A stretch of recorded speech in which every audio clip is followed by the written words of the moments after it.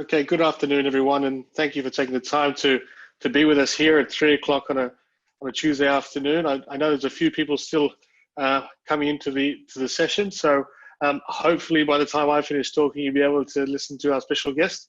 So, firstly, my name is Tavita Lasuma. I'm the General Manager for Student Engagement at GSA, and we're very lucky to be working in partnership with the University of Melbourne to provide this workshop for our postgraduates.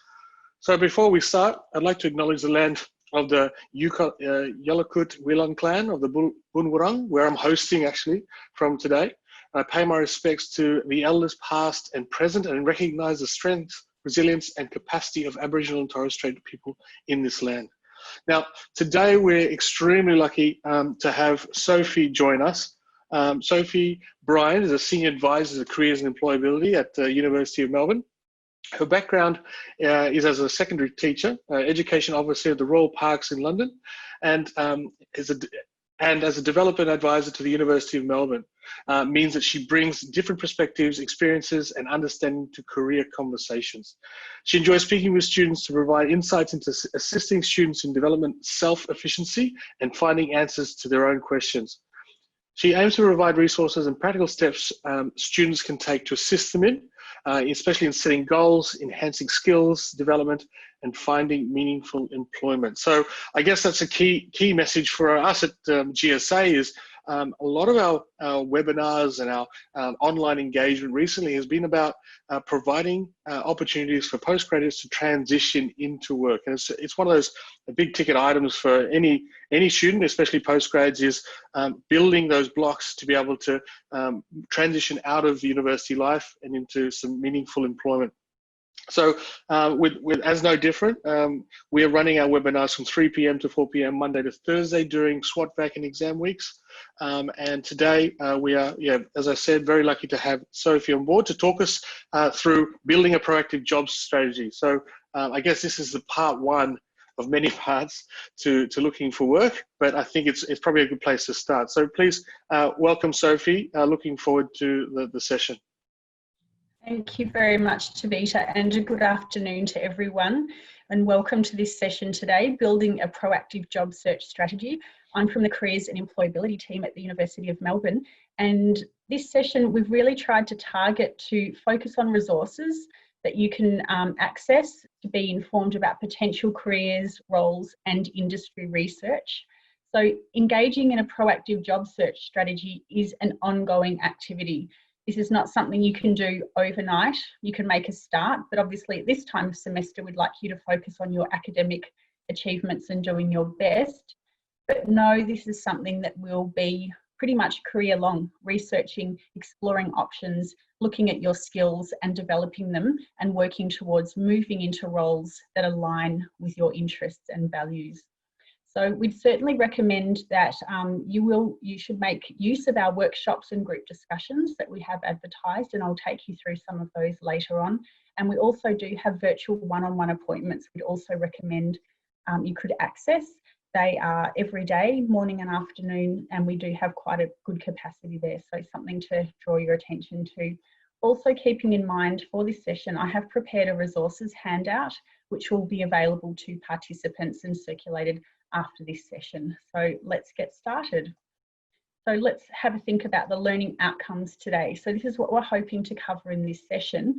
I'm hoping to identify the key drivers that help decide the job or opportunity that you're seeking, identify roles or job titles to apply for within your industry and where to find those roles, and identify proactive job search strategies and personal marketing approaches to position yourself as you search for meaningful employment. Okay, so some of the key drivers for job search success are basically understanding your degree, understanding yourself, and understanding the job market. A successful job search strategy brings together these three elements. You need to have targeted and tailored approaches to the job market. Okay, and the sweet spot in the centre there constantly changes based on you, the job market, your influences and transferability of skills. So you need to consider these factors in order to be informed as possible, in order to make decisions about your career. It might not be a decision that turns out the way you expect, but at least you will know as much as you can to weigh up your best options.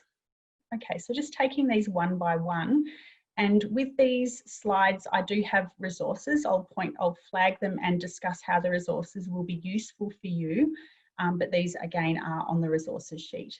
So a key driver for job search success is knowing yourself, knowing your interests, values, strengths, skills, traits. That's crucial to targeting your search to roles and organisations that align to your goals, motivations, your personal vision and purpose. Okay, your network's important in giving you insights into your skills and strengths, as well as being an important component of your job search strategy. And just flagging, I will be going into networking and networks and developing your networks in session 2, which is coming up on the 2nd of July.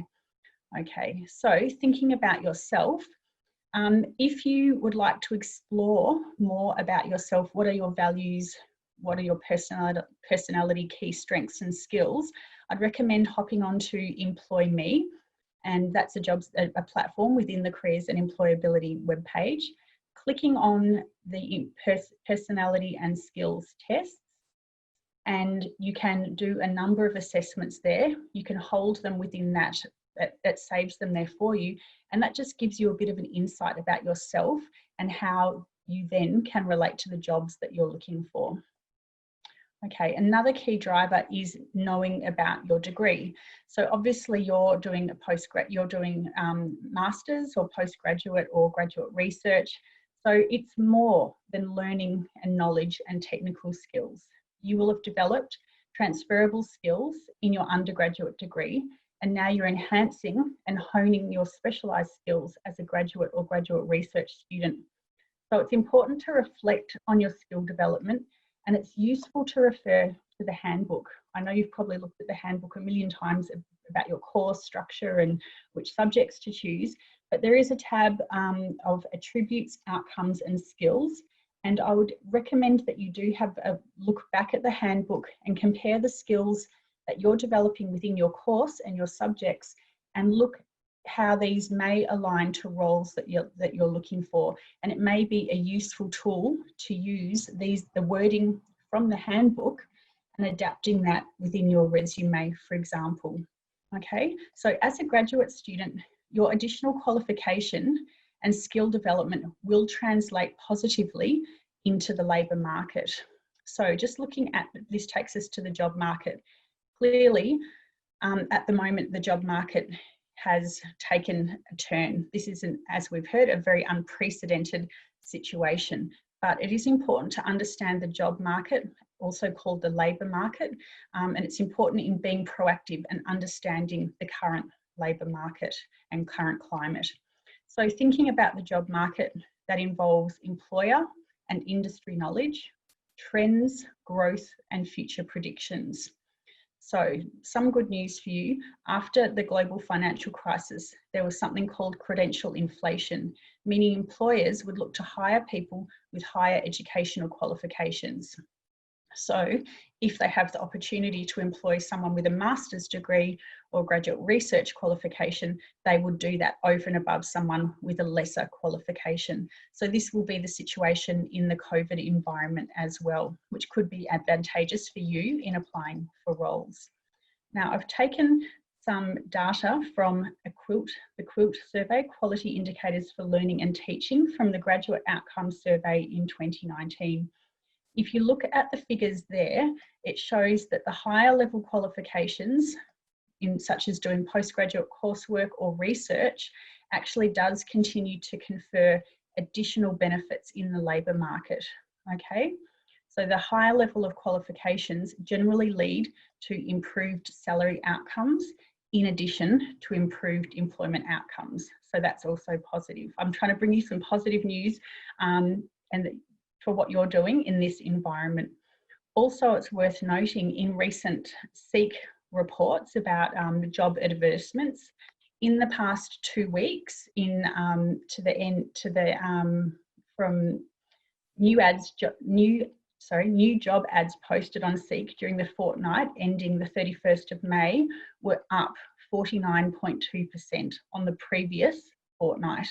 So this is a further uplift from the 26.8% and the 39.7% in the previous 2 fortnights. So the biggest contributors at the moment to jobs ads growth are trades and services, healthcare, medical, hospitality and tourism, manufacturing, transport and logistics, education and training. So these areas took a big plummet in the COVID environment, and now there's signs of recovery. Worth noting that a huge growth area is the consumer services sector, and that has grown, the number of jobs advertised in that has grown 150% in the last 2 weeks. So that sector includes administration and office support, hospitality, tourism, sales, retail, consumer products, okay, call centre support and customer service support, arts and media. So that can give you a little bit of an idea about where roles might be in the current climate. So thinking about the job market, I'm just pointing to a resource here that would be useful for you to explore this, and it's a very reliable source. It's an Australian government source. So this is called the Labour Market Information Portal, and you can sign up to receive the subscription information from this data source. So it gives useful information. You're able to research employers, and there's an employer survey, so it will give jobs in demand and give industry summaries to show growth areas. It's also got advice for job seekers, advice and support for job seekers. So if you clicked on that link, then it would take you to this information slide, information web page. So it's got up the top Jobs Hub, which is which areas are currently hiring, and it's broken down by industry and location, which is particularly useful in narrowing your job search.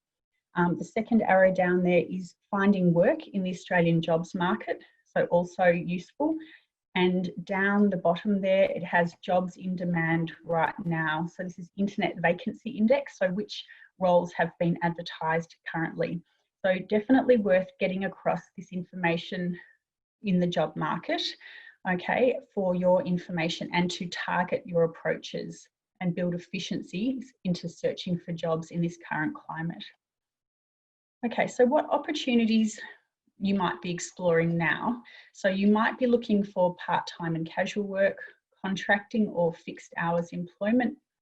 You might be looking for volunteering, and we certainly want to point out that any part-time or casual work, regardless of what it is, and any volunteering, if it's within or without or outside the university, is going to develop skills. It is going to enhance your employability, and these roles will be articulated on your resume along with your project work or other professional work that you may have had. There is an opportunity for self-employment, startup, entrepreneurship, collaborations and small business. If that's something you're considering, definitely worth exploring, and that's something we could discuss in a one-on-one appointment and direct you to some resources. Of course, internships or cadetships, different industries have used different titles associated with these roles. So these could be within or with outside your course of study, vacation, mid-semester. They could be credit bearing or within your course. And there, of course, employment after graduation. So we're going to consider in this session, really our focus is on identifying and searching for roles linked to the industry in which you intend to have a career after graduation. However, the principles for a proactive job search are the same, regardless if you're applying for part-time or casual work, internships, even volunteering roles can be competitive to obtain, or in employment after graduation. So I'll take you through a number of resources, job search platforms, and information to really help you target your search for jobs, and the focus really is on the professional roles you might seek after graduation. So Sophie, I might just quickly jump in there, if that's all right. We've had a few questions in the background there, like the resources in terms of links to all the resources that Sophie's talking about will be shared at the end of the session. Yes. We won't be circulating a recording of the session at this stage, but if you sign up, we have another session in 2 weeks. If there's a couple of questions about LinkedIn, so that'll be coming in 2 weeks. And we've got a couple of specific personal questions coming through about people's situations. I think we might have to wait until the end of the session to deal with that, just so we can give Sophie some time to get through some content, but we will try to answer them via typing in the background if possible. Yeah, sure. And some of the questions may be answered throughout the session, but also know that you can take these questions if they're very specific questions for you. You could start the conversation about your career exploration, your careers questions within our virtual one-on-one appointments also. So also keep that in mind. So employment outcomes after graduation either could be into graduate programs or into entry-level roles perhaps. It could be into a higher role depending on your background. You may have had additional work experience or come from a different industry and now be pivoting into a different industry to where you worked. But that's the general two pathways. So some entry-level graduate role titles to include when you're searching for jobs or roles could include adding these terms such as business or investment analyst, research assistants, administrative assistants. So administration was sort of a growing area in this COVID climate, adapting to the customer service industry. So customer service officers and sales representatives. These may not float your boat as it be, you know, oh, I'm definitely looking for a role as a sales representative. But in this market, it's worth exploring other options that may not be exactly what you're looking for, but could be a way to get your foot in the door. So when you graduate, you are eligible to apply for not only graduate programs, but a host of other graduate positions, otherwise known as entry-level jobs. So the graduate programs are designed with graduates in mind and exist across many areas as well. So in entry-level jobs, you're not commencing a structured program like you would be in a graduate program, but you're entering a position where your roles and responsibilities may be varied. So in this job market, you need to be prepared to broaden your search, consider roles as an entry-level point into an industry. We'd normally recommend applying for fewer jobs and making really good quality applications over sending out many applications. At the moment, you would need to consider applying for roles that may not be your ideal, while still undertaking the need to tailor your applications for particular roles. Okay, and that's something we can help you with in careers appointments as well. So how do you identify particular roles within your industry? How do you know what the job titles are? Again, I'm referring you to our platform, EmployMe, which is accessible through the Careers and Employability website. And I'm drawing your attention to what are called industry reports. So this is on the tab of search for jobs. It's got industry reports by study area. So you would click on the area pertaining to your course, and this will give you data. So the data has come from Burning Glass job advertisements. So the skills that are taught in your course and the content in your course has been matched to Burning Glass job advertisement data. This data is a few years old now and it will be updated in the near future, but the reports nevertheless are useful because they actually show you the types of roles that you could apply for. So let's have a look at what information is contained. So this is for the Master of Information Systems. So on that snapshot there you can see, and this exists for pretty much all courses, I believe, but correct me if I'm wrong, but for all the major courses. So it will give you key employers, it will give you the job count by year, and it will show you if it's a growing area in employment ads linked to this course, the skills within the course. It does give you the key job titles. So that's really useful that you can then start looking for roles with those titles and seeing if you have the credentials to match them. Okay. In addition, it gives you key industries to explore. So you can look at the industry and have a dig down to then work out particular organisations or companies to contact. It gives you required experience levels, salary range, but really importantly, it highlights the specialised skills and then the transferable skills and software or programming requirements that would be appearing in job ads for roles related to this course. So this is useful for you in exploring the skills that you may have demonstrated and could include on a resume, and also gives you an idea on skills to focus on. But pretty much all roles will have something around transferable skills of communication, time management, problem solving, interpersonal skills, okay? Working with a team are key components. So recommend that you go in and look at the industry report for your course. Also, I'm just flagging other useful resources are the library guides. Again, that's in the resource list that will be available and circulated after this session. And it's worth looking at those library guides because they provide links to Company 360 and IBIS World. And these provide, like Company 360 will provide allow you to find companies according to industry.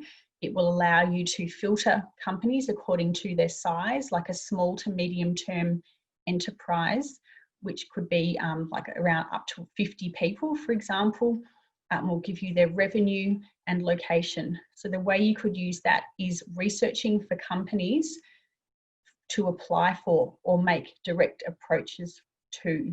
Okay, so this is about creating your own opportunities. So Company 360 is one to have a look at, and IBIS World gives industry and company research such as company profiles, key personnel's annual reports or financials for the companies also. So definitely have a look at the library guides, general library guides, and also ask the library staff for information or direction on using those to their full potential. Okay, so moving along to how you can explore and find jobs. This is another government resource called Job Outlook, and the purpose is that this is basically a useful resource to explore jobs, what they involve, the skills sought, the prospects, as well as finding roles for which to apply. So on the side there, I'm just pointing to the Future Outlook. So that again will give you labour market information about industries and jobs expected to grow. Where are you looking? What are you looking for? So this is where you can enter those job titles or you know, roles, your job that you'd like to go into. And it also provides a skills match. So if jobs are pretty scarce, it could suggest, you could put in your top skills and then it could suggest other job titles or other roles you might like to consider. So I've typed in an example for social workers within the what are you looking for section. And as you can see, this gives you a comprehensive snapshot, an overview of what the profession involves, the prospects, the pathways isn't so relevant because you probably know where you're going in terms of your career because you've chosen a graduate course or doing research. It gives you the skills and knowledge, which is useful to understand the career and what employers are looking for. So again, this could also highlight areas for development. And then up the top right-hand corner there, it has a Find Vacancies tab. So clicking on that for social workers, it takes me out to another government site, Job Active.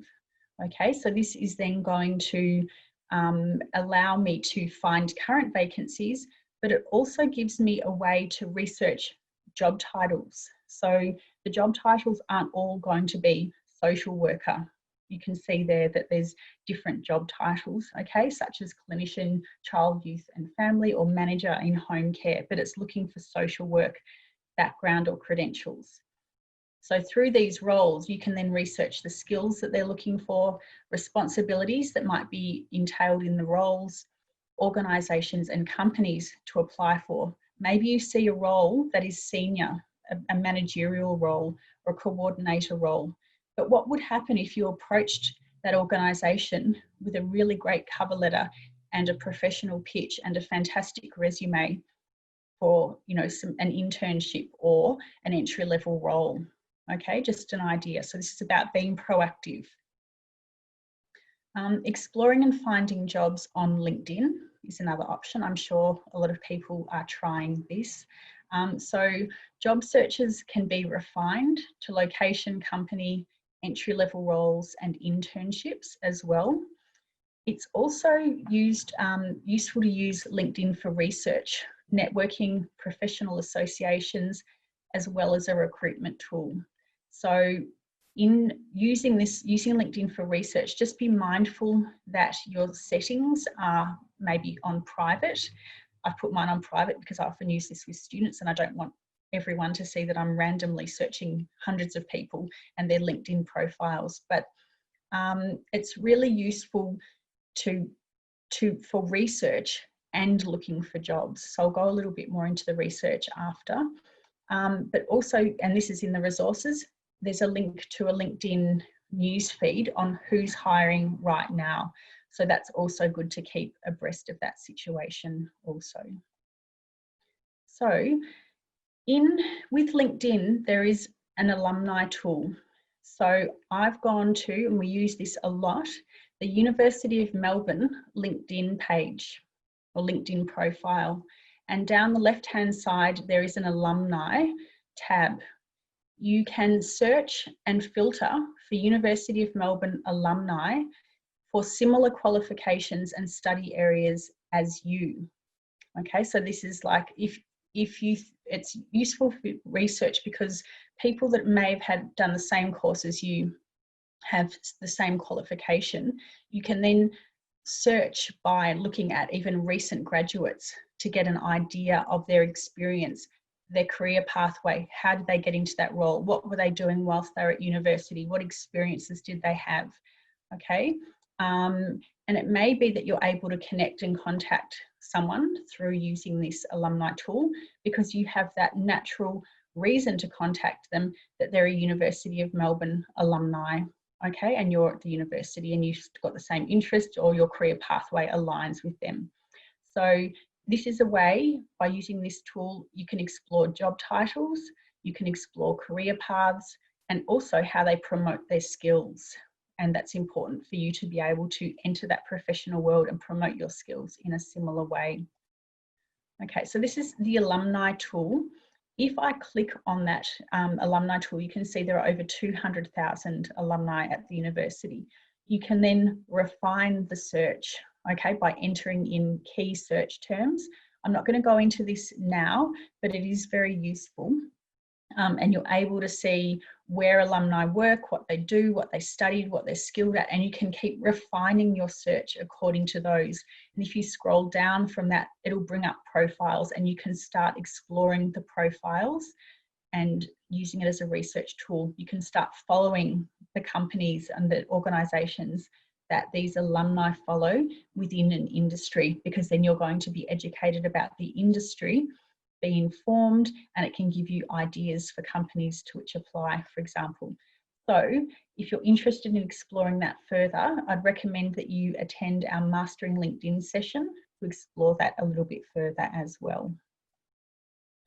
Okay, now, of course, one thing that you need to do in a proactive job search strategy is utilise social media. So engage in the online professional space. Using social and professional media can be a way to explore and research organisations, make connections to others, mention following organisations, locate jobs, and on LinkedIn, jobs can be push-fed to you using algorithms that match your headline, experiences and skills. Okay, so ways to engage in the professional space are, of course, connecting with your industry, researching companies, okay, following organisations, contribute to conversations within LinkedIn, you know, about a particular interest group, for example, is a way to build your professional network. Okay, so definitely recommend engaging in that. Just reiterating, be mindful of your privacy settings and how you're presenting yourself online. Okay, this slide has some media sites, but there are others that can be used as well. Now, just moving on to some practical areas, places that you can search for roles. So we have Careers Online at the university. So this is where employers advertise all sorts of jobs, graduate positions. You can see them listed there: casual, part-time, internships, work placements, graduate employment opportunities, for example. So you go to the jobs tab and you can set up a saved search. So I'd recommend to do that to build efficiency for yourself. Also just noting on Careers Online, there is an events tab, and that is where you can find our upcoming workshops and events. The Careers and Employability team run webinars, workshops, discussion sessions as well. And there's a part of our program is an industry team that will run industry events also. And this is where industry events and faculty offerings are also advertised under the events tab as well. Now, in searching for jobs, it's useful to use Boolean logic. Okay, it helps you become more efficient and take advantage of the Boolean search logic, which most online job advertisement websites employ. So some tips to consider before I go on to show you some platforms to search on. So in the Boolean search, you can put not, experienced, or senior, or manager at the end of your search. So it will only bring up roles that are potentially ones that you would be applying for. You could put graduate or entry within your search. You could put and between phrases when you want both included in your search results. For example, engineer and graduate or entry, not experienced or senior. It's a little bit mathematical for me, but I'm sure you'll be across the Boolean logic as well. If you did want some tips on that, I've put a couple of resources on the slide, but rest assured they're in our resources list that'll be circulated also.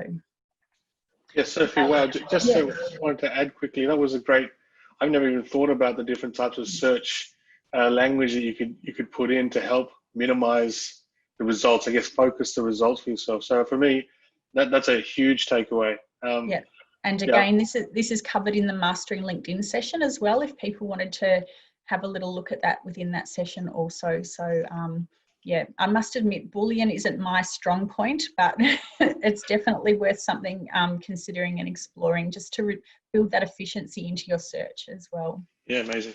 Yeah, good. Okay, so moving on to useful platforms or pages that you might refer to.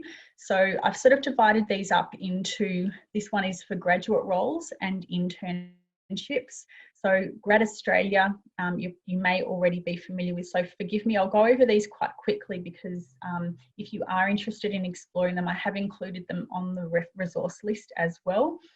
So GradAustralia has information on top 100 employers and also advice. There's an advice section by sector and topic. So it's not just for finding roles, but it could be looking at the top 100 employers that employ graduates and thinking, could I make an approach to some of those companies or organisations? GradConnect, so it of course is used for graduate roles and internship opportunities, but it also has a student blog with articles and resources. Now, thinking of this about this time when internships will basically be going virtual in a lot of cases, you could consider a virtual experience. So Inside Sherpa isn't a real life experience. These are sort of replicated online virtual experiences. So you can work through an Inside Sherpa experience.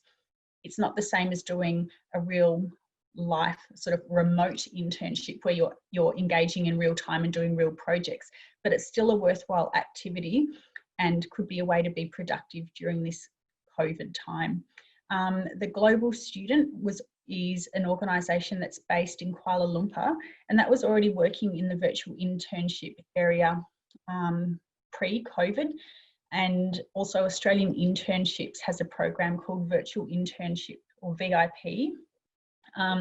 So just research carefully. These platforms, Global Student and Australian Internships, do have fees attached to them. So yeah, have a look and be aware what you're researching, but they could be useful for you in having a look at internship availabilities.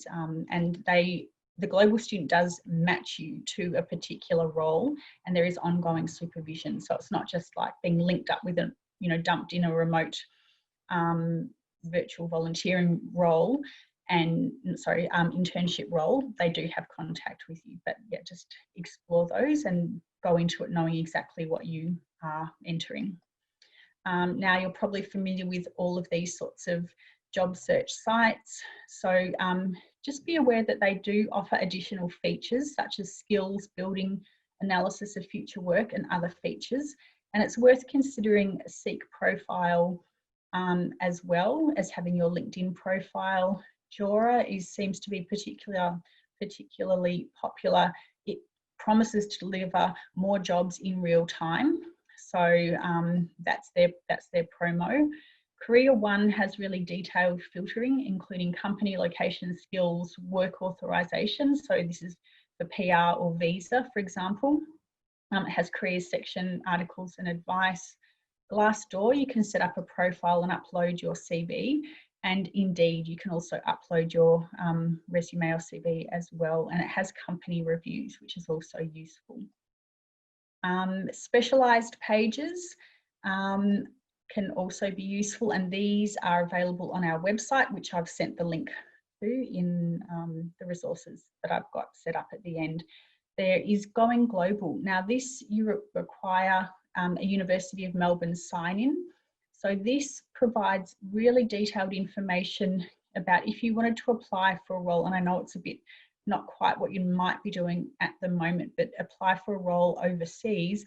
It has the conventions around resumes, interviews, cover letters, and all sorts of really useful information relating to particular cities, organisations. It's a great research tool, but you do need to access that through the Careers and Employability website. But I've got the link to that on the resources page. And specific, if you're looking for roles within the arts industry, again, you can access Arts Hub, and you access that via the Careers and Employability webpage. Also, Probono and ethical jobs, if you're looking for ethically based, maybe not-for-profit organisations and roles with sort of like a social conscience, if you like. So recommend signing up for the job alerts for those. Ethical jobs, for example, will send you out job alerts aligned to your search, and then also has really useful articles with it as well that are sent out. Worth considering government and public sector platforms such as the state government, the APS, Australian Public Service, Victorian councils, so local governments in Victoria, defence jobs. Now this is important to know yourself and your values. Please know that not all defence jobs are actually in the field fighting or being sent overseas. You probably know that, but worth exploring those roles. Also just wanted to draw your attention to the Working for Victoria that's up at the moment. So this is a $500 million initiative by the state government of Victoria. So this is where people can register and be linked to roles potentially relating to areas that are in need during this time of COVID. So if you're looking for a role at the moment, it could be worth signing up to that, and you could be matched to a role. You might not be, but you might. Again, it's about being proactive. Why wouldn't you sign up to it and see what came of it? Also, I mentioned at the start, it is worth considering volunteering, and it is looked upon really favourably by employers, because through volunteering opportunities, you will be developing skills. It's probably going to show your values and may potentially show your motivation for working in a particular area or industry. And it will show a long-term commitment to that area in particular. So there are ways to find volunteering opportunities at the moment, even in this COVID world. So Seek Volunteer have virtual volunteering opportunities. Also recommend looking at Volunteering Victoria. So they do have particular COVID volunteering roles you can sign up for. Some of them are delivering things and being in contact with people, but they also do have a social reach out, like I believe it would be something like making phone call to isolated people. So that could be useful. And this shows your proactivity, that you're not sitting around twiddling your thumbs. I know you're busy studying, but you know, if you could just do something like give someone a phone call once a week, have this on your resume. You know, if you're going into social work or teaching, or that you wanted to demonstrate your interpersonal skills, your adaptability, and making use and being proactive, it's a great way to demonstrate that. Volley is a really good platform. This is a world, like a global opportunities platform, and it allows you to sign up and nominate the professional skills that you have and pick the causes that you might be particularly interested in. It also gives the hours specified for undertaking a volunteering role. So that could be useful in terms of developing professional skills. So have a look at that. And something that I came across was an article on places to volunteer online to make a real impact. So I've put that link to the article in the resources, but one of the roles was Amnesty Decoders. So under there it says, join a global network of digital volunteers helping us research and expose human rights violations. And there's also Smithsonian digital volunteers, which is converting, you know, it could be documents, handwritten documents, old documents, and then typing them up. And so then you're helping develop the digital resources that will be able to be accessed by the general public for research, for example. So think about volunteering as a way to build skills, develop skills, but also as a way of foot in the door, for example, also. Okay, so job search using recruiters is definitely an option. So find out which recruiters suit your industry. Look at the name of recruitment agencies on job advertisements that you're interested in on Seek, Indeed, and other job sites. Use recruitment agencies, so you need to identify the agencies that specialise in the area that you want to obtain employment. So it's just a matter of Googling your industry and recruiter in your search, and then finding one that would suit you. Okay, making sure it's reputable, looking at reviews, etc. It would be a good idea to contact the recruiter directly, establish contact and maintain an ongoing relationship, because then they may have a vested interest, get to know you and be proactive on your behalf also. So meet them if you can virtually, could be a possibility at the moment. So then they'll be able to better match you to potential roles. Some ideas of recruitment services are there. We're not endorsing any of these, they're just some examples for you, but basically just Google and do your research. So we've covered lots of things: researching proactively on job platforms, researching your industry, using social media, recruiters. Now I'm just going to move across to reaching out and connecting with people. Okay, so the reason for this reaching out is that most jobs are actually found in the non-advertised job market, or the hidden job market.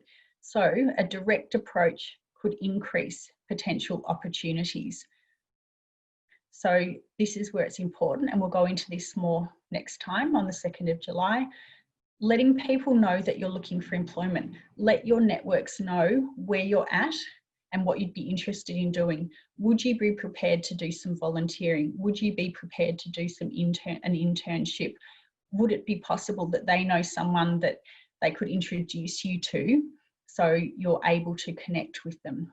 If that were the case, that is called a warm contact. So you may have been referred to someone by someone in your network to speak to an employer, or someone that knows someone within an industry. Okay, so this is really useful because that means that you have a reason to contact someone and reach out. It is also possible to undertake cold contact. This is where you have no prior relationship with the person or the company, but where you ask them for something, i.e. a job or work opportunity or an internship role. So this is where it's important to do that industry research I was talking about. Research the company, research it on LinkedIn, look at the key professionals in the organisation, look at their LinkedIn profiles, learn what you can. And it's really important to introduce yourself professionally, say why you've contacted them, develop a script of what you're going to say or write in a letter, cover letter, and make sure you've done your research so it comes across really well.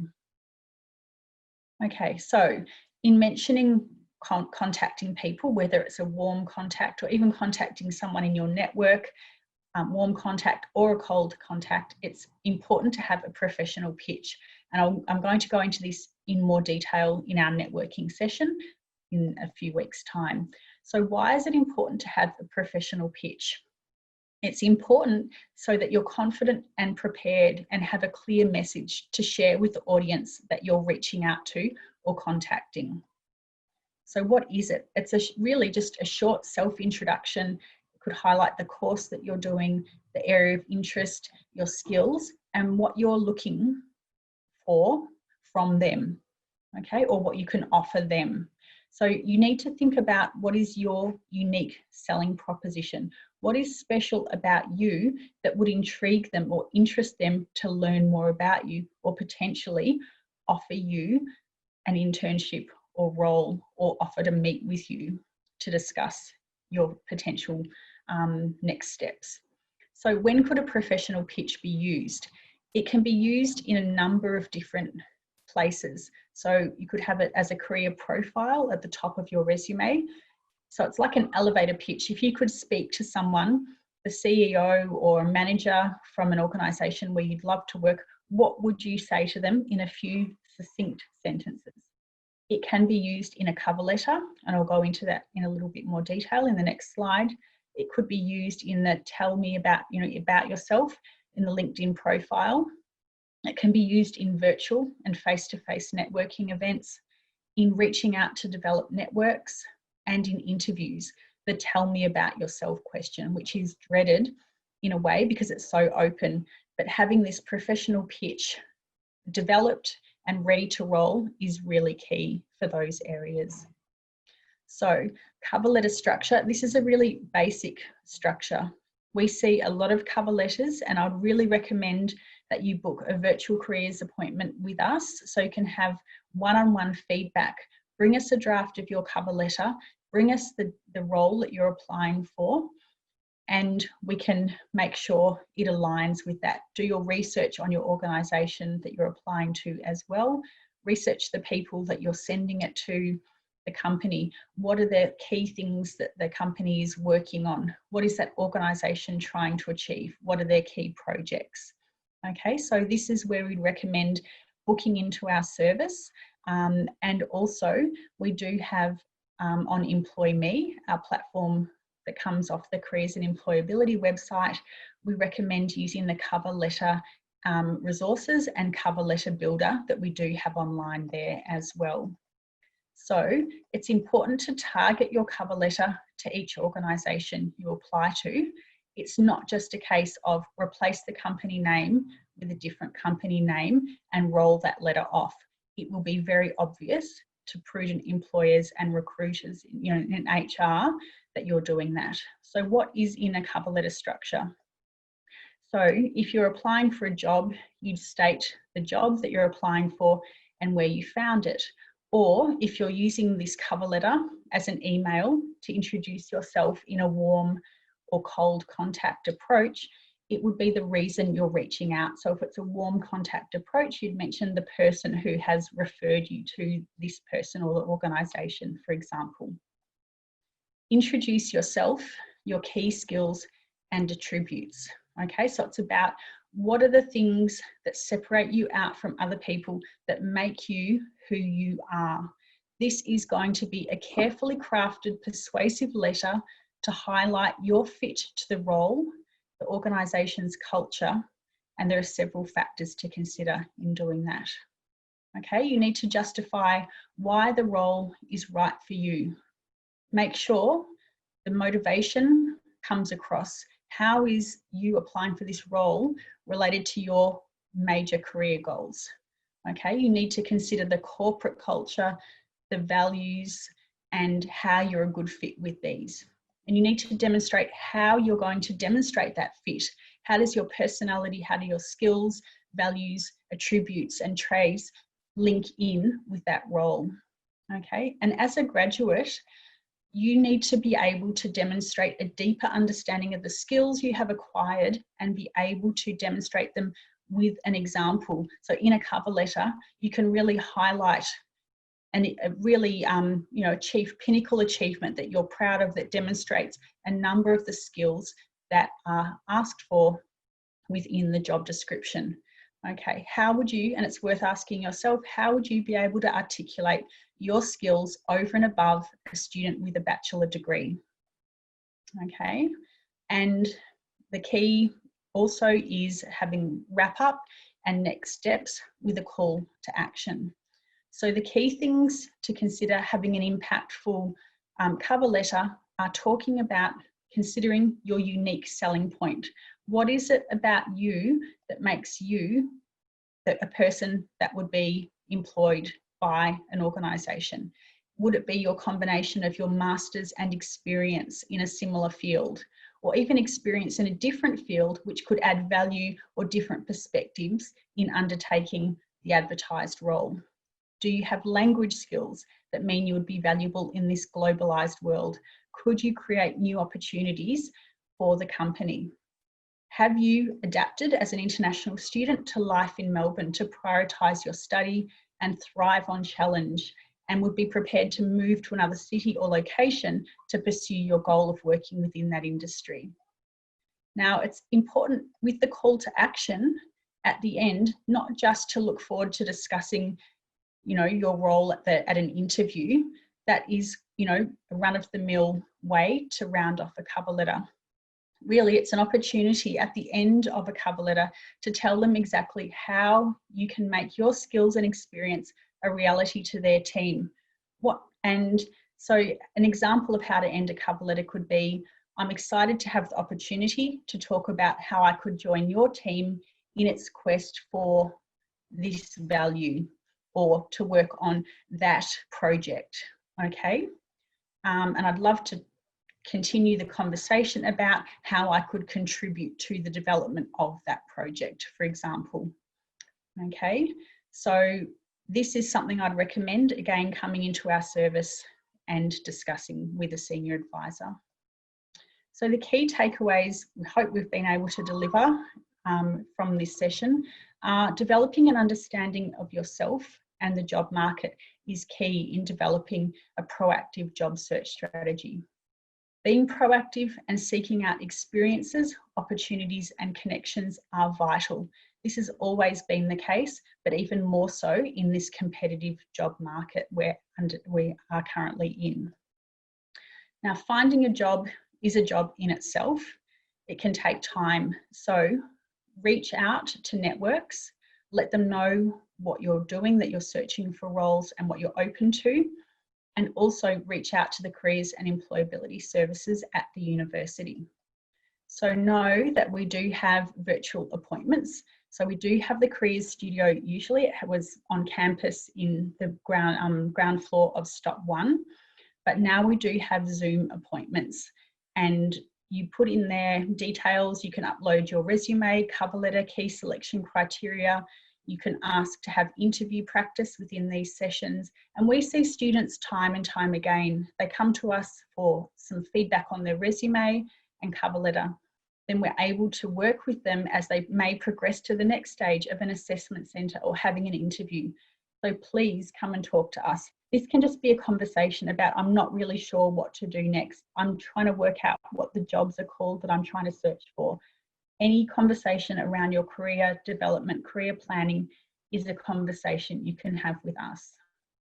The next steps we'd recommend for you are potentially coming to our workshops that we have advertised. And I mentioned before on the events tab on the Careers Online platform. So upcoming is tomorrow, researching to target opportunities, industries and sectors.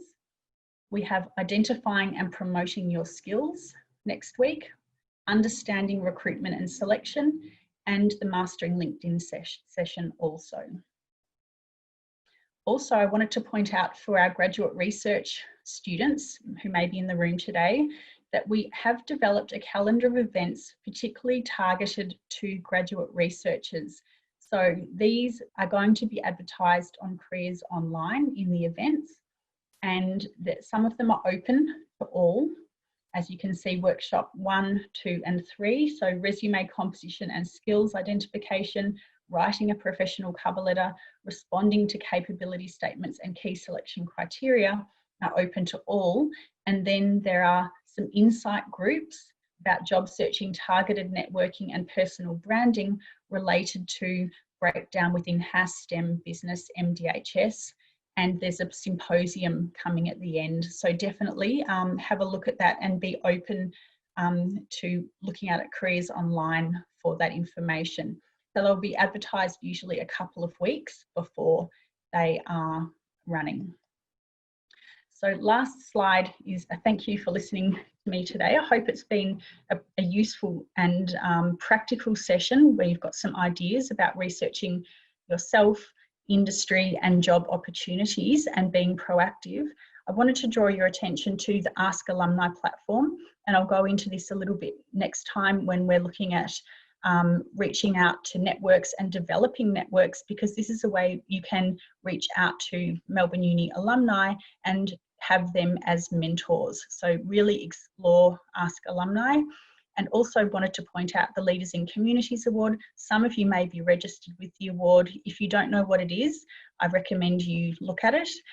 This session would count towards the professional development section of achieving that award, and the details are there if you need to submit the form for the Leaders in Communities Award. So that's all that I have today. I'm happy to look at the questions now, Tavita, if there's anything that needs answering. Great. Otherwise, Great, thanks, Sophie. So wealth of information there. We might try and go through some of these questions. Now, we have probably 4 or 5 questions based around visa status and applying for jobs. So I don't know if you can sort of wrap the group of questions into sort of an answer that might address them all. Is, you know, similar things like, does the search strategies also apply to international students? So when you were talking about, you know, when you were on those platforms, similarly, there's another one here that says, you know, do the jobs accept international students? So I think that was related to a lot of the government website job platforms. Yes. Yeah, and then, this is something we hear a lot of. So this is basically underlining for international students as well. We understand, you know, that is adding another layer of complexity, but this is why it's so important to make those networks, and we'll go into that more. Keep in contact with people that you have, you know, organisations where you've volunteered, where you have had internships. It's really about leveraging your networks. It's also about making those approaches. Don't be afraid to make approaches. I know it's going to be, you know, to get knockbacks is really challenging, but you've got to really put yourself out there, and we'd recommend this for everyone. For international students, it's probably really important to target the small to medium term enterprises. Sorry, small to medium sized enterprises. And when I was talking about the library guides with Company 360 and IBIS World, it's about exploring with Company 360 organisations that may be, you know, up to 50 people, and you can narrow the search down to, you know, people to organisations maybe within a local area to you, and really make those direct approaches to smaller organisations. We see so many students applying to graduate programs and competitive internship programs within, say, the big 4 like PwC, EY, Ernst & Young, you know, and this is where lots of local students also are unsuccessful in securing those roles because they are highly competitive. This is why we're recommending having this proactive job search strategy, reaching out, making your own opportunities, trying to find internships within maybe a local accounting business, not in PricewaterhouseCoopers, for example, and getting your foot in the door, okay? And really, as an international student, really showing off your language skills, your ability to know overseas markets, relate culturally, you know, and that you're highly motivated and loyal. Research shows that graduate students do stay within those graduate programs or entry-level roles longer than local students. So I hope that's of help. It is difficult, but please do come and see us and we can help you tailor your resume, tailor your cover letter. And this is also important to note that ongoing development of your English language skills and practicing interview skills and having really well-written application documents is key also. Yeah, fantastic. Thanks, Sophie. A couple more questions here is, how is from someone that was in earlier, how is someone that's supposed to find a job to get experience when a lot of the jobs require 2+ years experience? What's your sort of comment on that? That's really difficult. Again, it goes to being proactive, and you can reach out and say, I don't have the experience. However, you can still apply for those roles. So it's about having a mix of being proactive, reaching out to organisations, and you can try, if you don't have the experience, you can demonstrate other things like that you learn quickly, that that it's really aligned to your values, and come up with that unique selling point. Why would you be able to do that role even though you don't necessarily have that experience? But that does come back to that, the credentials, where employers will be looking for the most experience, the people with the highest education that they can get, because it's a competitive market. But that is really difficult. But that's why we'd recommend, really, if you can, get experience throughout your time at university. Clubs and societies have a position where you can organise events or do something related to the GSA clubs related to your course, for example. Can you make industry connections through that club? It's about being proactive, putting yourself out there, but don't be turned off by not applying for jobs that do say experience. The job advertisement is their wish list, and particularly women do not apply for roles where they don't think they're able to fulfill every single criteria on the job description. So apply, do a good quality application, have your bank of key selection criteria, have your bank of cover letters, and tailor them to particular roles, and we can again help you with that. We know it's difficult. Fantastic, thanks, Sophie. I think the last question here is, if I couldn't get a referral letter from my previous employer in the same industry, how bad would that impact my job searching? So you don't necessarily have to have a referral letter from an employer. Some people do have recommendations posted on their LinkedIn profile, for example. So it doesn't have to be from the employer. It can be from someone that you've worked with. So did you have a team leader or manager? It doesn't necessarily have to be the company director. So I don't know if it would be good, ideally, to have a referee listed on your resume or available to be contacted related to your previous role.